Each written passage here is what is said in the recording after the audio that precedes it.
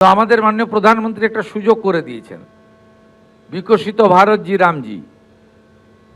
এখানে এই কাজ ইতিমধ্যে শুরু হয়েছে এবং আপনারা এই ক্ষেত্রে কিছু ম্যান্ডেজ, কিছু ম্যান পাওয়ার বিকশিত ভারত জি রামজির মধ্যে থেকেও পেতে পারেন অ্যাডিশনালি। এবং এই বাড়িগুলো সম্পূর্ণ হলে একটি করে স্বচ্ছ ভারত মিশনের অন্তর্গত শৌচালয় 12,000 টাকা করে আপনারা প্রত্যেকে পাবেন সম্পূর্ণ হয়ে গেলে। এটা আপনাদের অতিরিক্ত পাওনা। তার সাথে আপনি যদি চান ইলেকট্রিকের বিল আপনার দিতে আপনার অর্থনৈতিক অসুবিধা হচ্ছে, আপনি প্রধানমন্ত্রী সূর্য ঘরেও যুক্ত হয়ে যেতে পারেন। অর্থাৎ আপনি সোলার প্যানেল পাবেন 100 ইউনিটে 30,000 টাকা সাবসিডি, 200 ইউনিটে 60,000 টাকা সাবসিডি, 300 ইউনিটে 78,000 টাকা সাবসিডি ফ্রম সেন্ট্রাল গভর্নমেন্ট। আর যদি SC ST পরিবার হন, পশ্চিমবঙ্গ সরকার নিজস্ব অর্থ থেকে আরও 15,000 টাকা আপনাকে অতিরিক্ত সাহায্য করবে তফসিলি জাতি এবং উপজাতিদের, যাদেরকে আমরা ভগবানের চোখে দেখি। অতিরিক্ত 15,000 টাকা তাদেরকে আমরা দেব। অর্থাৎ প্রধানমন্ত্রী সূর্য ঘরও আপনি লাগাতে পারেন। এই সুযোগগুলো কাজে লাগিয়ে বাড়িগুলোকে সুন্দরভাবে নির্মাণ করুন।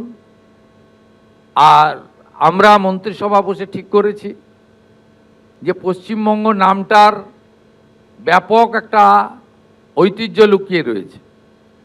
কারণ বিভীষিকাময় দেশভাগ যেদিন হয়েছিল 1947-এ, সেদিন আমাদেরকে পাকিস্তানে নিয়ে যাওয়ার চক্রান্ত হয়েছিল, পূর্ব পাকিস্তানে। সেদিন ডক্টর শ্যামাপ্রসাদ মুখার্জির নেতৃত্বে পূর্ব পাকিস্তান দ্বিখণ্ডিত হয় পশ্চিমবঙ্গ আইনসভায় 58-21 ভোটে, এবং তার ফলেই পশ্চিমবঙ্গ সৃষ্টি হয়েছে। তাই আমরা যে বিচারধারায় সরকার চালাই, এবং এটা কঠিন বাস্তব যে পশ্চিমবঙ্গ নাম, আমরা পশ্চিম নামটা কোনোদিন মুছে দিতে পারি না। পশ্চিম নামটা তৈরি করার মধ্য দিয়ে অনেক ইতিহাস লুকিয়ে রয়েছে, যা বর্তমান প্রজন্ম, আগামী প্রজন্ম জানা দরকার। তাই আমরা বাংলার বাড়ির নাম পরিবর্তন করে মন্ত্রিসভা সিদ্ধান্ত নিয়েছি এটি পশ্চিমবঙ্গ আবাস নামে পরিচিত হবে। পশ্চিমবঙ্গর নাম আমরা কখনো ভুলতে দিতে পারি না, এটা আমাদের কর্তব্যের মধ্যে পড়ে। আপনাদের সকলকে ধন্যবাদ জানাই। আমরা থেমে থাকবো না। বাকি যাদের জেনুইন ভেরিফিকেশান হয়ে যাবে তাদেরও অর্থ সম্মানীয় দিলীপ ঘোষের নেতৃত্বে তার দপ্তর সঠিক সময় দেবে। কোনো কোনো সময় আমার উপস্থিতি প্রয়োজন মনে করলে তারা ডেকে নেবেন। আমরা একসঙ্গে কাজ করি, একটা টিমে কাজ করি। আরও খুশির খবর আপনারা পাবেন। ইতিমধ্যে মাননীয় মন্ত্রী বলেছেন, মাননীয় মুখ্য সচিব বলেছেন যে বিগত সরকার কেন্দ্রীয় সরকারের সঙ্গে শুধু যুদ্ধ করে গেছেন, কেন্দ্রীয় সরকারের সঙ্গে লড়াই করেছেন, বাংলার মানুষ বঞ্চিত হয়েছে। যদিও মাননীয় প্রধানমন্ত্রী নরেন্দ্র মোদীজি রাজনীতির মধ্যে থাকেন না, তিনি উন্নয়নের মধ্যে থাকেন। 2004 থেকে 14 তদানীন্তন ভারত সরকারের আমলে 25,000 টাকা ছিল। স্কিমের নাম ছিল ইন্দিরা আবাস যোজনা, IAY। মাত্র 25,000 টাকার বাড়ি হতো, তাও একটা গ্রাম পঞ্চায়েতের ভাগে 3টে করে বাড়ি আসতো। মানে এত অল্প বরাদ্দ ছিল। এবং 4 থেকে 14 পশ্চিমবঙ্গ কত টাকা পেয়েছে? 4,664 কোটি টাকা। 2014 সাল থেকে চুরি দুর্নীতি ধরা পড়ার আগে পর্যন্ত 2022 সালের 31 মার্চ পর্যন্ত টাকা পেয়েছে পশ্চিমবঙ্গ সরকার আবাসে। এই অ্যামাউন্ট হলো 30,000 কোটি টাকা। কত বাড়ির জন্য টাকা দিয়েছে ভারত সরকার? 40 লক্ষ ইউনিটের জন্য টাকা দিয়েছে। না, আমরা চোখে দেখতে পাই না।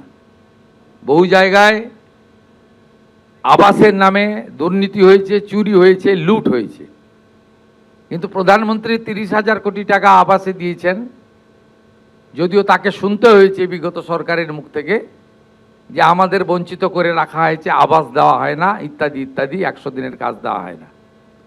এই তথ্যগুলো আমার সঙ্গে, যেহেতু পশ্চিমবাংলার এই মুহূর্তে 341টি ব্লকের মানুষ যুক্ত রয়েছে, দলমত বর্ণ ধর্ম নির্বিশেষে মানুষ যুক্ত রয়েছে, প্রান্তিক মানুষরা যুক্ত রয়েছে, সব দলের লোকেরা যুক্ত রয়েছে, সব আধিকারিকরা যুক্ত রয়েছে।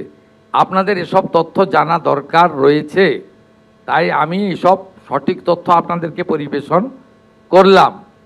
এবিপি আনন্দ, এগিয়ে থাকে, এগিয়ে রাখে।